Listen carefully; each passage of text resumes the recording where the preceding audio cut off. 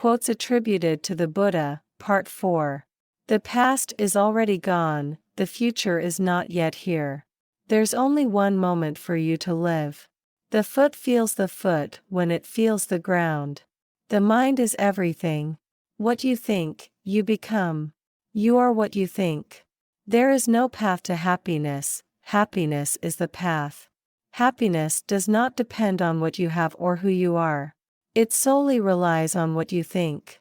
The tongue, like a sharp knife, kills without drawing blood. The whole secret of existence is to have no fear.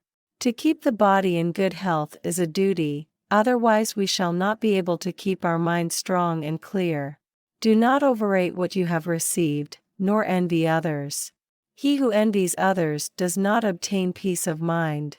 To be idle is a short road to death, and to be diligent is a way of life. Foolish people are idle, wise people are diligent.